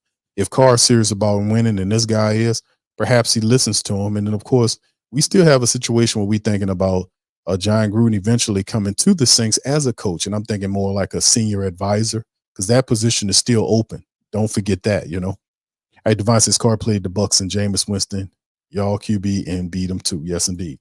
All right. Slint Child says, facts, Allen is very wishy-washy. Him and Loomis destroying the team with friendships. That's why Carr came here with a big head. The people let it be known. Yeah, he came in like he was the leader, like he was the savior. Derek Carr never done really saved anybody, took him to the next level. A lot of the stuff he did was basically regular season. He wasn't a guy that was a postseason phenom of any type. He been there one time, he lost. You don't put all of it on the quarterback, but a great deal of it falls on the quarterback. That's why they make that kind of money. And for him to make $150 million, and for them to just give him that type of money, like they were trying to give him the money from the floor, like he was the answer to all the Saints questions, which, he has talent, but you got to have the right person to bring the talent out of him. You know what I mean? That's what I think. Jack says, I wish MT would go gracefully because we should be hoisting his jersey. Don't worry about nothing. The stuff that's going on right now won't be remembered, bro, in several years from now when Mike Thomas is quit playing the game and he hangs him up. The Saints will eventually take Michael Thomas, man, and put him in that Saints Hall of Fame. And Michael Thomas' legacy is secured in terms of what I'm thinking down here. So, I mean, I hope him to have a lot of success, but it's tough to beat what he did in the several years he was with the Saints. I'm gonna be honest with you. Brian says, whatever happened to Gruden, he's on a team as a coach somewhere with the Saints, or is he has a court date in July. And there, after the July court date, we'll learn everything we need to know about John Gruden. But remember, the senior assistant position is still open, and I think that's for John Gruden. We'll see. Arvin says, so what? Yeah, Carr is better than James, but I don't think he gets your point, the point you're trying to make. Now, it's Carr. Carr does have. The thing is, too, man, the Jameis and Carr, man, are a lot similar, man. They really are, man. They are very similar. Both of these guys are gunslingers. They're both gunslingers, except Jameis is a lot more liberal in what he's doing. Like, he believes in the wide receivers more, where he'll just throw the damn ball out there. He'll lay the ball out there and he'll, to the wide receiver and give him an opportunity to come down with the pass. But sometimes that gunslinging gets him in trouble. He'll take shots, like he'll throw it in the double and triple coverage sometimes. He might put too much arm on it, but that's what gunslingers do. These are not guys that's going to be too terribly conservative with the ball. They'll be conservative with up to a point till they get a shot downfield, and that's what they live for. Taking the top off the defense. So they mirror each other in a lot of ways. They really do. And like I said, I think Jameis' personality is they love him down here because how he got a crazy kind of open mentality or whatnot. And Jameis is a guy that people love to play for because he's a cool, funny dude. He'll throw it off. Versus Derek Carr. I ain't saying Derek's not a bad dude. He's a smart dude, gives you a lot of word salad, too much word salad at times. Needs to take more accountability when he out there screwing up and this kind of stuff. But, in the end, they are very similar. And like I said, they're both two gunslinging ass quarterbacks, man, that can sometimes get you in trouble. But like I said, but Jameis is gone and they know that. All right, so anyway, let's keep it going. DLP 2600. What's up, fam? Says Texas nose tackle Vondre Sweat in the middle of defense that's missing on this team. Saints run defense has gotten worse every year since 2020. Last year, Saints were a top run defense. 6'4", 360. He gets doubled. Indeed, bro. I wouldn't be mad at that, man. I don't know if you get that in the first round. Or Sweat. I don't know if you. I mean, in terms of like, I don't know. And the defense, and that's another point, man. You're like, we could talk about all this stuff, man, like with the defense but like how we talk about it and how they look at it is different. For instance, and I talked about this all the time, and now people say, Q, they're going to do this, that, and the third. And I'm like, I don't know. Like we talk about if the defensive tackle from Florida State's available when the Saints draft, should they take him? And I'm like, in my head, I'm thinking, the Saints rank where they were in terms of sacks. You got a Cam Jordan that's getting up in years. He's 2 years remaining on his contract. He got hurt last year, had 2 sacks or something like that. Granderson got his extension. He had like 8-something sacks last year. But the Saints put a lot of resources into the defensive line. Last year, they signed both Kalen Saunders and Nate Shepard in free agency to replace King Tut and David Onyemata, last year. Then they drafted Brian Bursey with the first-round draft pick. That's 3 additions to the Saints defensive line. That's 2 starters, the 2 veterans. Eventually, Brian Bursey will probably move Shepard out the way, and it'll be Colin Saunders, Bursey, with Shepard in the mix as a rotational interior defensive lineman. They still have Tanu Passanio, who can play inside. They're playing him more inside than outside, which was a smart thing to do. But in the end, they gave Cam, they gave Cam his money. They gave Granderson an extension. They drafted Brian Bursey. They added Saunders and Shepard, and more than likely, what the Saints will end up doing in terms of the defensive line is probably picking up a veteran, maybe a veteran interior lineman to add with depth if they don't bring Malcolm Roach back, or perhaps getting a guy later on in the draft, But that's how they look at it. Like, we've thrown resources at this team, and then on top of that, the defensive end position has a draft pick by the name of Peyton Turner, who's yet to prove what he is. And then you took last year another defensive end from Notre Dame named Isaiah Foskey. So the Saints have these guys, Foskey and Turner, both high draft picks that they need to find out what they're made of. So when we look at, would you take this guy, that guy, I'm like, where would you put him at? Where the defensive end? Who else would he go? I'm like, when? Who they gonna take out of there to put him there? You paying Cam, you paying Granderson, you got Peyton Turner there. You got to find out what he can do. You got Isaiah Foskey. He has to get minutes. Where does he go? You see what I'm saying? And that's when you start getting down to it, because then you have to look at what's the most important situation that you got to take if you're looking at it with a first-round draft pick in the draft. What you looking at? You got to be looking at offense, because offense is the biggest thing that you need to get going when you got a whole new scheme that you're putting in place.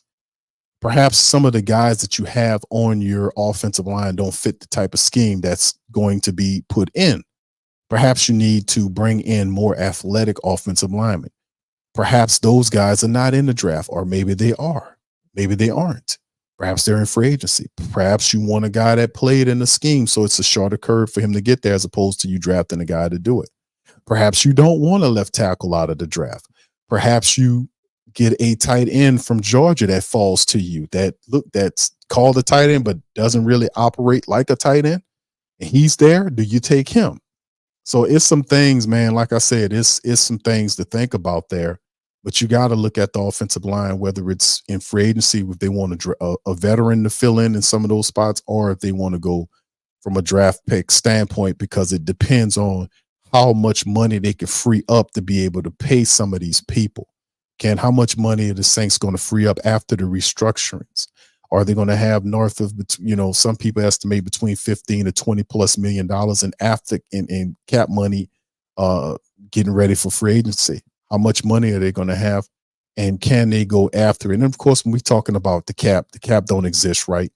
They could take the money and ball it down for the first shit and give him like a couple of $2 million and then explode his contract Mickey Loomis can make that work. So I guess looking at it like that, you kind of have a lot of wiggle room to do it. But in terms of like offensive line, I think line is the biggest need, because you need somebody that'll protect the blind side. Quarterback Ryan Ramczyk had minor knee surgery when he needs major knee surgery.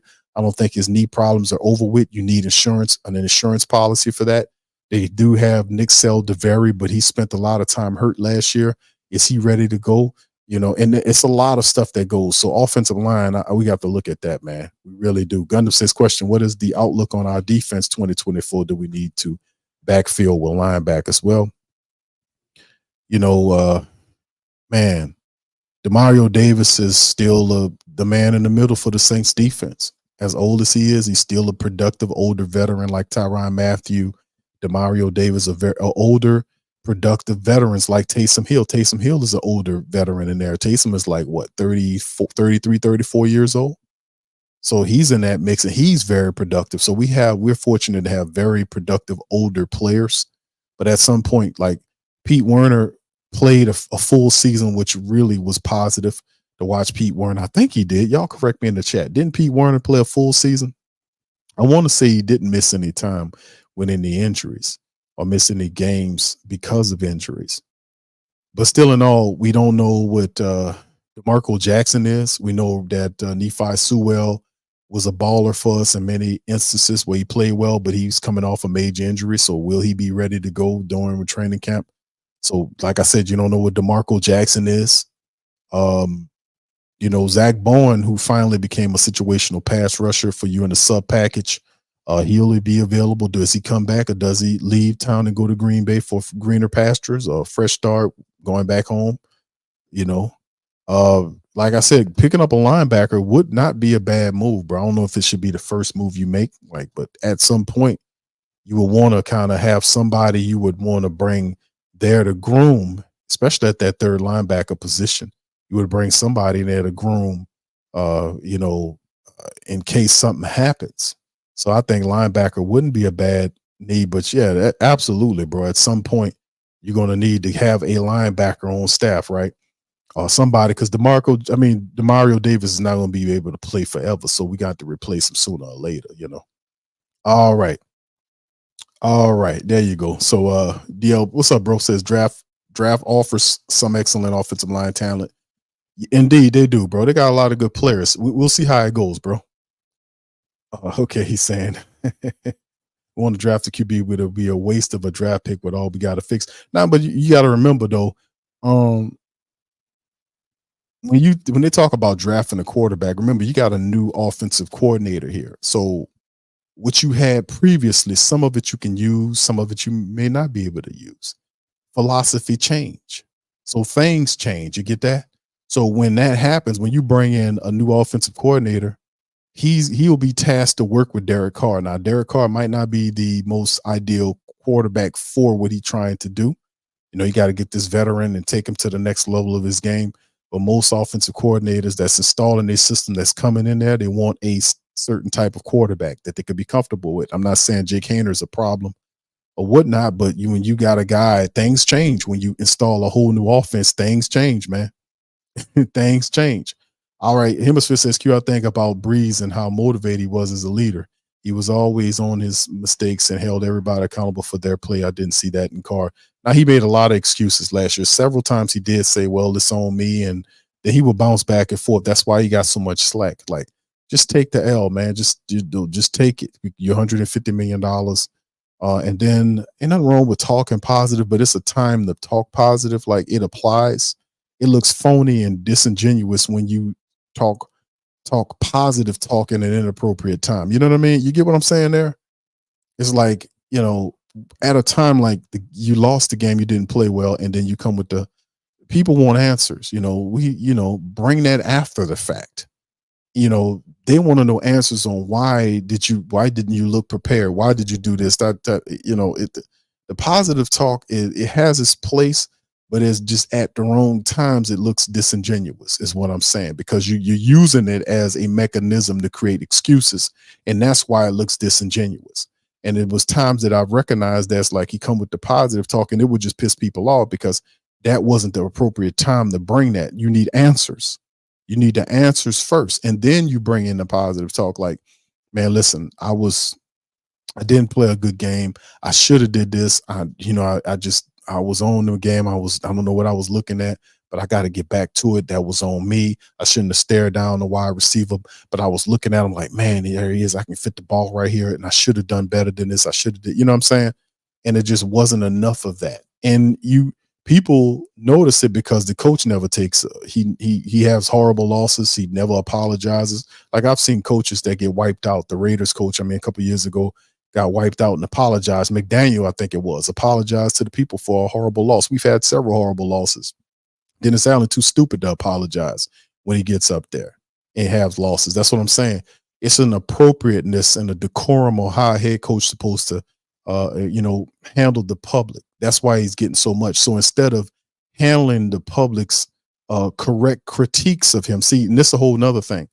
When the public is correct, when the people are correct in their critiques of these people, they then go and try to pretend like they're not doing anything or that whatever you saying wasn't valid. They'll try to play it like they, play it off.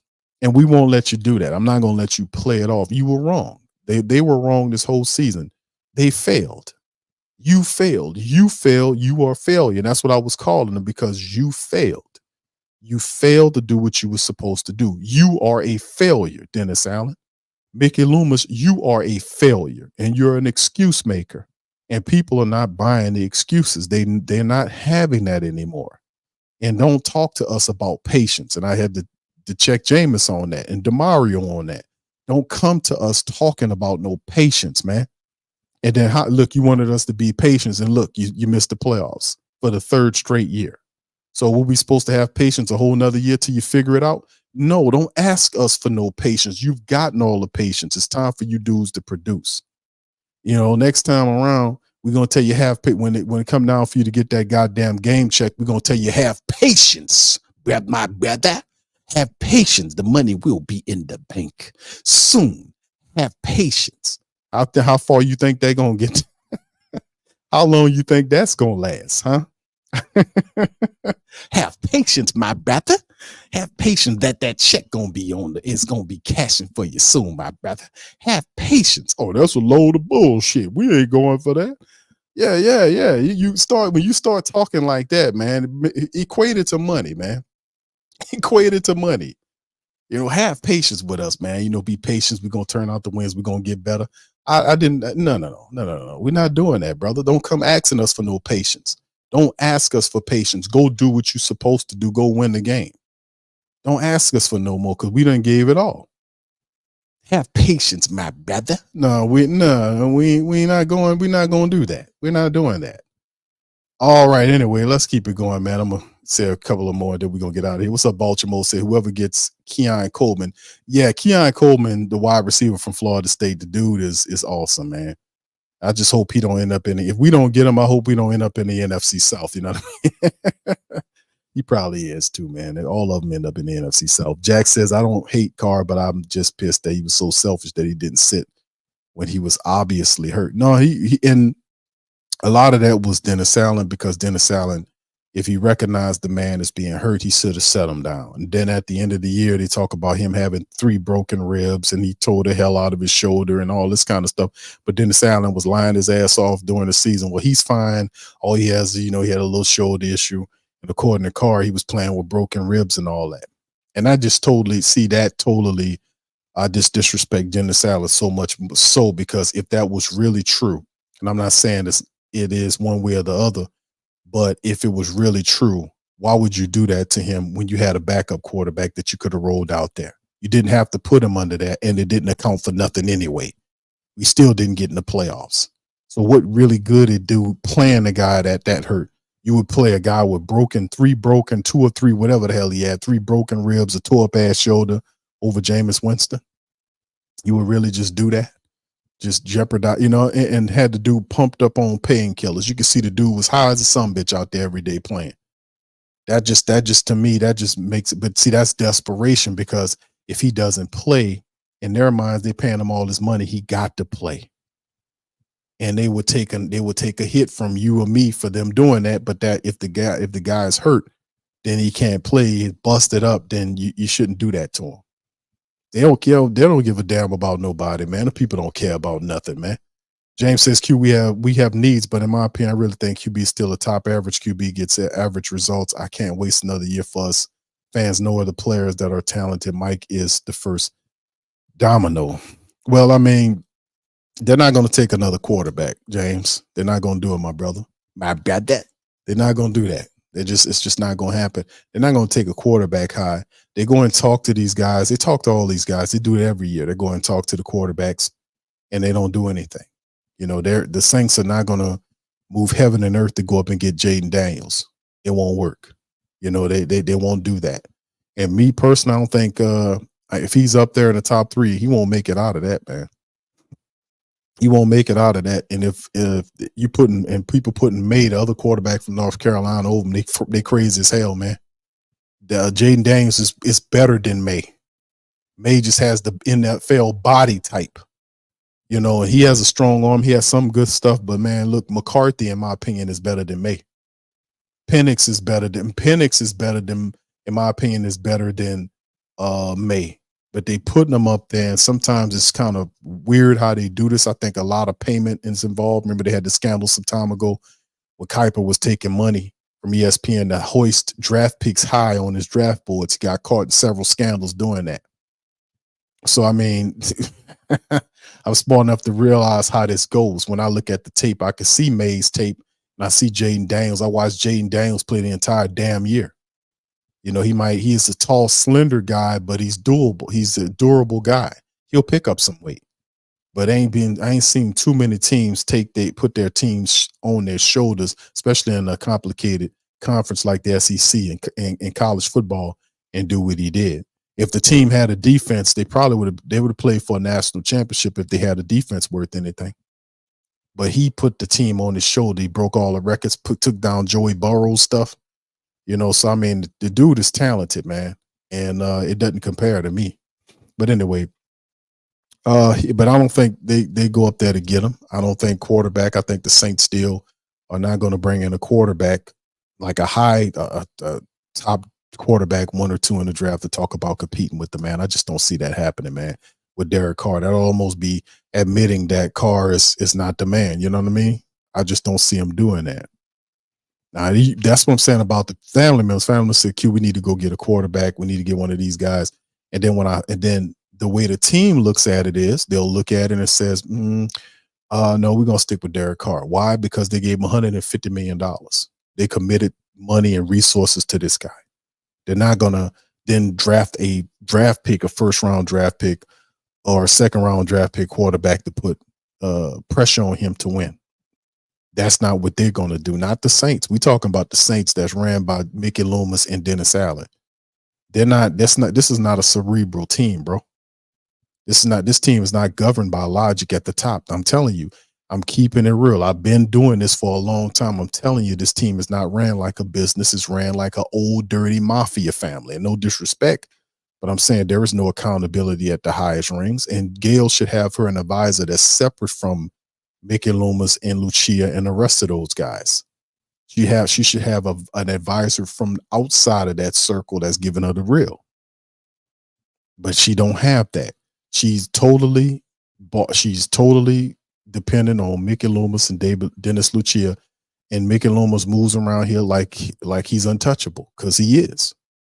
He makes all the stupid stuff, says all the dummy leaders crap on the press, and do all this kind of stuff, and he operates and he tells you when he's going to go. I can see myself being here for another 10 years, and nobody checks him. Who's pulling his report card? Who's checking into him to figure out if he's doing what he's supposed to do? He already admitted to not doing in-season evaluations. He gets fleeced by other general managers, but nobody takes him down because he did all this shit 20 years ago. That don't mean nothing, man. That's what you did in the past. You ain't doing nothing right now. So, I mean, we can't allow these guys to continue to live off old rep, and the team has not been in the plus for 3 years. So, I mean, I already know there's no accountability going on up there, man. I already know, because if there was, Mickey Loomis should have lost the general manager job to a younger person that's more in touch with today's NFL.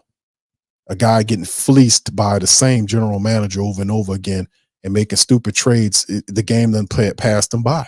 It happens. It happens to coaches. It happens to players, and it happens to executives. Sometimes they got to move aside and let younger people step up. That's how I know that there's no accountability up there. So the team is not governed by the correct attributes you need to be successful. So people often wonder why the team is not successful. Look at what it's built, it's constructed as. There's accountability doesn't fold from the top down. They're only accountable to the money. That's why I kept telling people to stop buying the tickets, stop buying their gear. Don't go to their crawfish boils and all the BS. Stop doing it. You can watch the game at home, tailgate, but don't give them no more money. How you expect things to change? That's how it has to change. It has to change at some point, right? That's what I'm saying. It has to change at some point. Stop giving them your money. All right. Ken says, play the pickup where they left off last year. Saints Football League won 4 of the last 5 games. Well, I mean, remember, a lot of things change. I hope so, bro. But like I said, at the end of the year, they changed a lot of people. They brought in a whole new staff off, not all new, but the majority of new offensive assistants, new offensive coordinator, new QB coach, new passing game coordinator. They got a running game coordinator now. How is all this going to play? Then they have to build the team around their philosophy, which means there's going to be a lot of turnover offensively speaking. New offensive linemen, a whole new offense that has to learn a whole new system.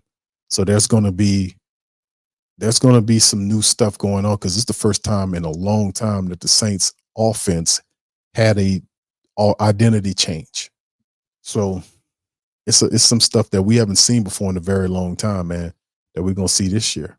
So, all right. So anyway, listen, fam, shout out to Pelicans Nola, man. It's all good.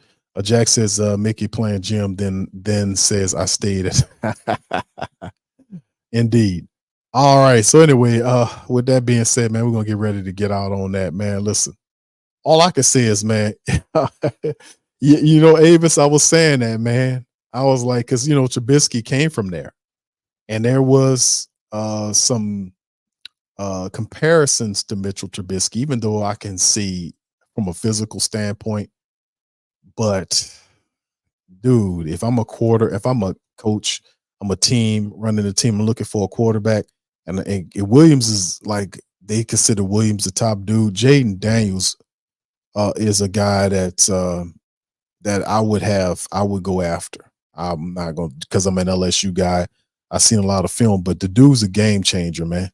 He's definitely a game changer.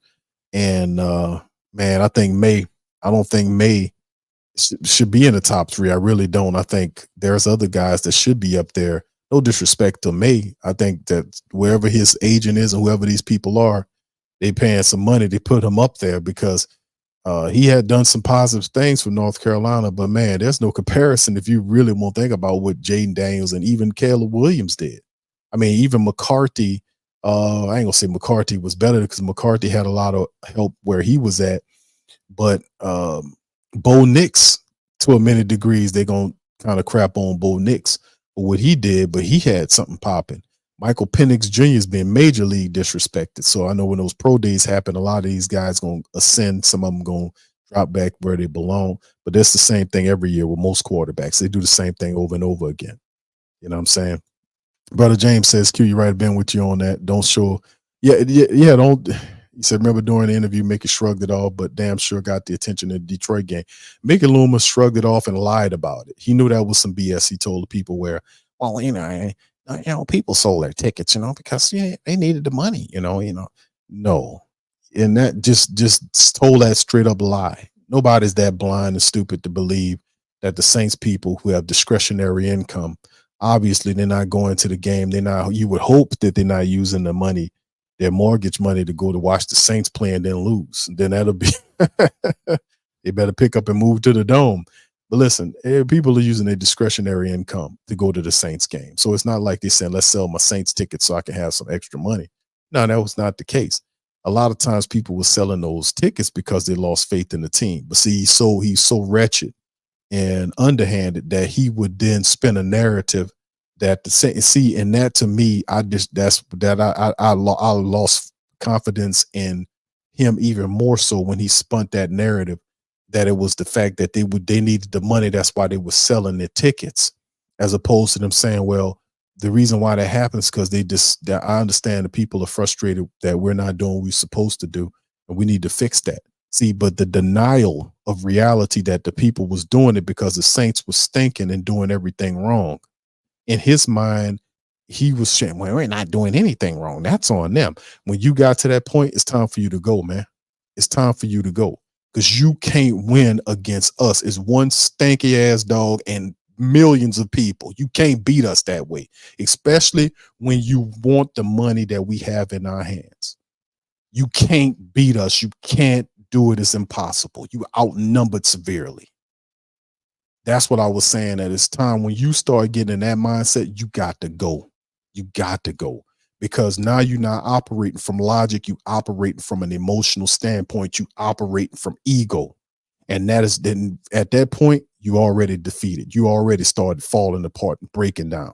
You operating from the wrong energy. And all year long in press conferences, he was operating with this cocky, arrogant, defeated energy. And people wasn't buying it, and it was driving people away to the fact that this fake, funky, stupid, garbage egoism that he was practicing, elitist, weird stuff where he would come out and, you're not qualified. You guys are not qualified to talk about the Saints. It's just negative noise. Is it still negative noise, Mickey? Huh? You're a failure. Your team failed. You didn't get to the playoff. Your coach is a failure. Is it still negative noise? Or is it proven to be true? See, that's the thing. The people, they'll never tell you that you was right. That's why I'm telling you was right. It wasn't negative noise. It was what it was. It was truth that you didn't want to hear. Now you're hearing it. That the people are validated in their response to it, and they were right. It's negative noise. You guys, negative noise. You're not qualified. You're lazy and unsophisticated. All of it is a projection. All of it is him. Is all a projection. Lazy and unsophisticated. Was it all lazy and unsophisticated? Chewing that nasty ass gum through the whole press conference, looking crazy, bugged out, face flush. It just that whole situation was ridiculous, man. It was ridiculous. That's how I know these people start disintegrating. They just start destroying themselves in front of you. They operating from the wrong energy. You can't come against us. You can't win against us, man. You can't do it. The moment you set your sights in your mind on the fact that it's all about you and not about you appeasing the family base, you've already lost. And that's why in this season, if I can get enough people on code to listen to me and use some spending discipline, that we can be able to turn this to what we want it to be. And of course, ultimately, we can use this as an exercise for something larger down the line. If we can do it here, we can do it elsewhere. So like I said, man, it's all on the people, man. It's all on the people. All right, so anyway, let me get on up out of here, man. I appreciate y'all, man, for tuning in with me. Almost been 2 hours, man. It's almost 12:30 Central Time my way. I'd like to thank all you guys for chiming in on this episode of the show. please feel free to hit the like button, hit the subscribe button. By all means, feel free to share the show on your social media feed. Saints Sports Coma representing Mike Thomas doing his thing, talking. But like I said, at the end of the day, man, when it's all said and done, most people won't remember the stuff that he had with Jeff Duncan. When it's all said and done, we'll just remember all the great things that Michael Thomas did for the New Orleans Saints organization. And when he gets time to hang him up, they're gonna put him in the Saints Hall of Fame, and he's in the NFL record books. And Michael Thomas did a lot of positive things for the Black and Gold Nation, man. And that's just what it is. All right, so anyway, salute to the fam, man. Appreciate y'all for being here. I'll holler at y'all on the next one. Much love, and who that to you. Yeah. Boogie like Benson, I'm a who that. I'm a who that. Long as I'm living, I'm a who that. Lose or winning, I'm a who that. Sports Coma, yeah, this is where we do that. Where we do that, where we do that, where we do that, where we do that, where we do that. Boogie like Benson, I'm a who that. I'm a who that. Sports Coma, this is where we do that. Where we do that. Welcome, welcome, welcome. Somebody please better help. Running this thing like Elf. I thank God every day I'm not a felt. Go to YouTube Live with Big Q and the guys. If you ain't ride or die, the bandwagon get flipped. Been marching in, that was way for the ring. I was yelling out your shade for the championship. Bucking on town, duck down. Falcons, pluck, get shut down. Panthers ain't much touchdown. The vision really belong to us now. So much hate on the Saints, you could probably tell. Ever since Bounty Gate hit the NFL, when things seem fishy and you probably smell the crooked referees on Roger Goodell. Yeah, running like this and I'm a who that. Every day I'm living, I'm a who that. Lose or winning, I'm a who that. It's the Sports Coma, this is where we do that. Where we do that, where we do that, where we do that, where we do that, where we do that. Boogie like this and I'm a who that. It's the Sports Coma, this is where we do that. You're listening to the Sports Coma with Big Q and the guys on the PRO Media Network.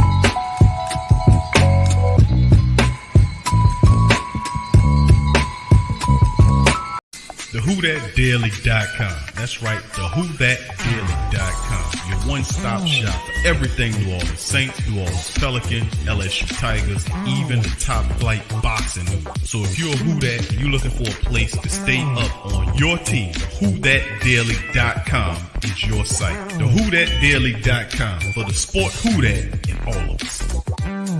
That's right, the Pro Shop is the platform store where you can go and buy all the latest merch to support the platform. Available at the Pro Shops, we have dozens of hundreds of products available for you and your family. Unisex tees for men and women, hoodies and sweatshirts, tank tops, kids and baby items, long sleeve tees, mugs, pillows, wall art, bath bedding, face masks, phone cases, stickers, bags, fanny packs, socks, hats, and many other items. Please feel free to check out the Pro Shops. The link is in the description section below.